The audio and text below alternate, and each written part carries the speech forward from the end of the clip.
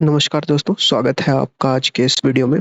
तो आज हम देखने वाले हैं कि इथेरियम आने वाले कुछ समय में उसका प्राइस एक्शन क्या होगा। मतलब ऐसा नहीं कि 2-4 दिन में, हम एक मंथली एनालिसिस करेंगे और मतलब देखेंगे कि कहाँ पे इसको स्ट्रॉन्ग सपोर्ट या मिल रहा है जहाँ से ये ऊपर जा सकता है। तो ये मैंने चार्ट खोल लिया है। अब यहाँ पे देखिए आप, तो यहाँ पे एक डिमांड ज़ोन बन रहा है। कहाँ पे? इस एरिया में, ठीक है? अब हम इसी डिमांड ज़ोन को मार्क करेंगे और इसी के ऊपर आगे बढ़ेंगे। तो सबसे पहले हम लाइन से मार्क कर लेते हैं, ठीक है? तो मार्क करने के बाद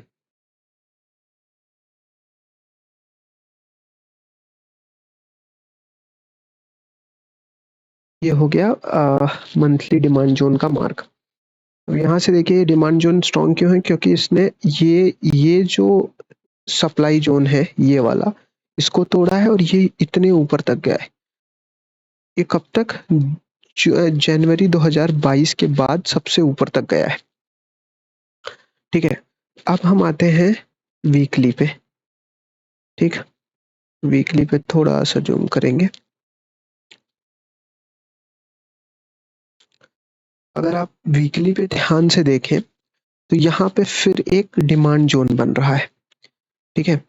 और ये डिमांड जोन स्ट्रॉन्ग है क्योंकि यहाँ पे जो लेग आउट है वो ड्रॉप है और सॉरी लेग इन जो है वो ड्रॉप है और लेग आउट ग्रीन है, ठीक है? तो ये डिमांड जोन कंपेरेटिवली ज़्यादा स्ट्रॉन्ग है, ठीक है? अब हम इसकी सही से मार्किंग कर लेंगे। वैसे इसकी मार्किंग करने की ज़रूरत है नहीं, उसका कारण ये है कि ये है वीकली जोन, तो यहाँ पे हम ट्रेंड एनालिसिस करते हैं। तो एक काम करेंगे, हम इसको उस तरीके से मार्किंग करने के बजाय हम इसमें जस्ट एक बॉक्स डाल लेंगे ताकि हमें और क्लैरिटी हो जाए जब हम डेली के टाइम फ्रेम पे जाएं, ठीक है? तो अगर हम ऐसा कर लेते हैं और इसको वाइट कर देते हैं, वाइट नहीं करेंगे, इसको करेंगे रेड, ठीक है? अब ये एक चीज हो गई। अब हम लगे हाथ ट्रेंड एनालिसिस कर लेंगे, ठीक है? अब ट्रेंड एनालिसिस में आप देखेंगे तो ट्रेंड ऊपर है अभी के हिसाब से। और कैसे ऊपर बता सकते हैं हम? अभी तक यहाँ पे डिमांड जोन हो सकता है हो और टूटा हो, ठीक है? तो बहुत ज्यादा हुआ तो ट्रेंड साइडवेज हो जाएगा, लेकिन लो तो अभी नहीं दिख रहा है ट्रेंड। हो सकता है जब प्राइस यहाँ पे पहुंचे, इस पोर्शन पे पहुंचे, तब हो सकता है कि ट्रेंड जो है वो लो हो जाए, ठीक है? चलो, तो अभी हमें पता चला कि ट्रेंड या तो साइडवेज है या तो डाउनवर्ड सॉरी या तो अपवर्ड्स सॉरी या तो साइडवेज है, और अगर ये यहाँ से नीचे आया तो डाउनवर्ड्स हो जाएगा। अब यहाँ पे कितना 23.8 पे हमें ये पड़ रहा है, एक मंथली का डिमांड जोन पड़ रहा है और उसके अंदर ही एक वीकली का डिमांड जोन पड़ रहा है और प्राइस साइडवेज से नीचे की तरफ अग्रसर है, ठीक है? अब हम अपना फाइनल एग्जीक्यूशन डिमांड जोन पाएंगे जहां पे हमें इंट्री और मतलब इंट्री डिसाइड करनी है, ठीक है? अब इसमें आप देखेंगे तो यहाँ पे ठीक ठाक दो डिमांड जोन अच्छे मिल रहे हैं। मेरे हिसाब से तो एक ही अच्छा मिल रहा है, लेकिन हम दो मान सकते हैं, ठीक है? वो कौन कौन से हैं? वो है एक ये वाला है और एक ये वाला है, ठीक है? तो अब हम इनकी मार्किंग कर लेते हैं। इनकी मार्किंग कैसे करेंगे?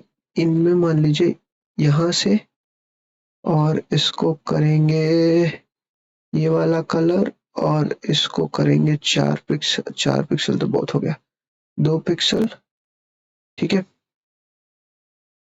और अब दूसरी लाइन बनाएंगे, ये वाला जो डिमांड जोन है, ठीक है? इसके ये एक डिमांड जोन है, इसके लोअर लेवल से यहाँ तक बनाएंगे ताकि मतलब हमारा स्टॉप लॉस हिट होने का चांसेस एकदम मिनिमम रहे।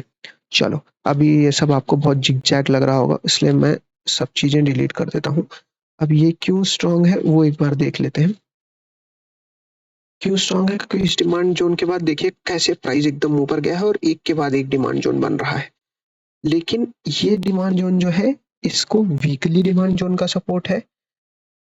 स्पेशली अगर हम इस डिमांड ज़ोन की बात करें तो इसको वीकली डिमांड ज़ोन का सपोर्ट है, इसको मंथली डिमांड ज़ोन का सपोर्ट है और ये डेली में भी एक डिमांड ज़ोन है।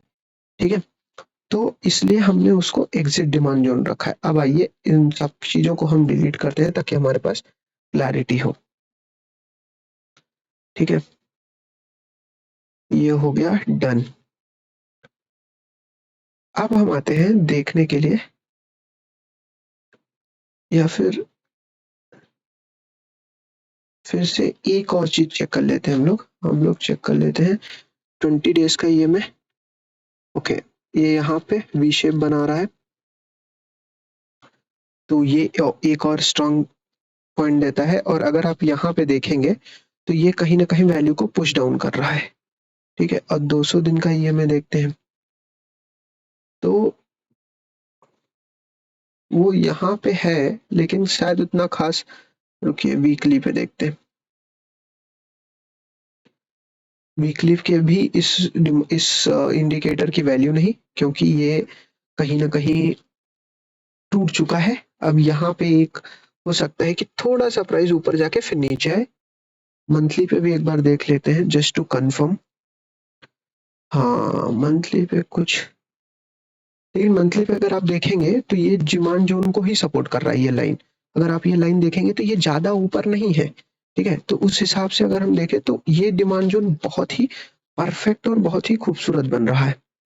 अब आते हैं हम डेली पे। ठीक है, डेली पे आके इसको लंबा कर देते हैं।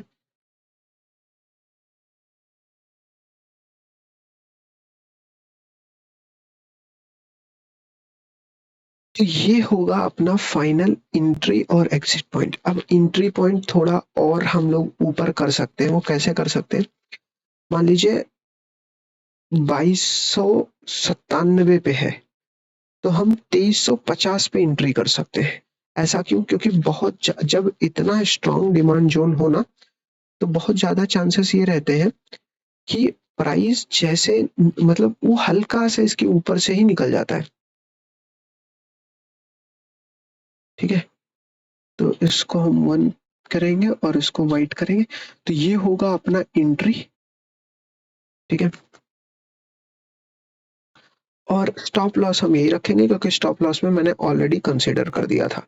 ठीक है, ये होगा अपना एसएल। तो यहाँ से फिर प्राइस ऊपर जा सकती है। अभी जब गिरेगी तो ये लगभग 2351 तक आएगी।